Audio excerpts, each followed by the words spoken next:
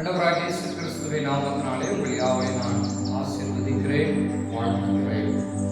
அவர்கள் ஏசாயா தீர்க்கதரிசியின் புஸ்தகம் 54ஆம் அதிகாரம் 10வது வசனம் சொல்லுகிறது, மலைகள் விலகினாலும் பர்வதங்கள் நிலை பெயர்ந்தாலும் அவருடைய கிருபை உன்னை விட்டு விலகாமலும் அவர் சமாதானத்தின் உடன்படிக்கை அங்கே நிலை பெயராமலும் இருக்கும் என்று உன்மேல் மனதுருகிற கர்த்தர் சொல்லுகிறார்.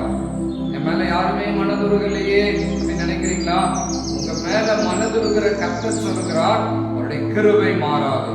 அந்த கிருபை உங்களை ஆசீர்வதிக்கும். அந்த கிருபை உங்களை எல்லா வியாதியிலிருந்து மீட்டு சுகப்படுத்தும். அந்த கிருபை உங்க பொருளாதாரத்தில் ஒரு செழிப்பை கொண்டு வரும்.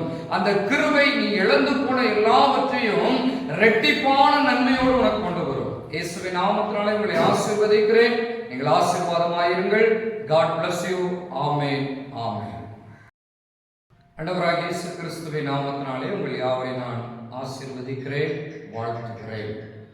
அவர்கள் ஏசாயா தீர்க்கதரிசியின் புஸ்தகம் 54ஆம் அதிகாரம் 10வது வசனம் சொல்லுகிறது, மலைகள் விலகினாலும் பர்வதங்கள் நிலை பெயர்ந்தாலும் அவருடைய கிருபை உன்னை விட்டு விலகாமலும் அவர் சமாதானத்தின் உடன்படிக்கை அங்கே நிலை பெயராமலும் இருக்கும் என்று உன்மேல் மனதுருகிற கர்த்தர் சொல்லுகிறார்.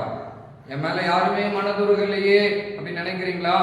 உங்க மேல மனதுருகிற கர்த்தர் சொல்லுகிறார், அவருடைய கிருபை மாறாது. அந்த கிருபை உங்களை ஆசீர்வதிக்கும். அந்த கிருபை உங்களை எல்லா வியாதியிலிருந்து மீட்டு சுகப்படுத்தும். அந்த கிருபை உங்க பொருளாதாரத்தில் ஒரு செழிப்பை கொண்டு வரும். அந்த கிருபை நீ இழந்து போன எல்லாவற்றையும் இரட்டிப்பான நன்மையோடு உனக்கு கொண்டு வரும். இயேசுவின் நாமத்தினாலே உங்களை ஆசீர்வதிக்கிறேன். நீங்கள் ஆசீர்வாதமாயிருங்கள். God bless you. Amen, amen.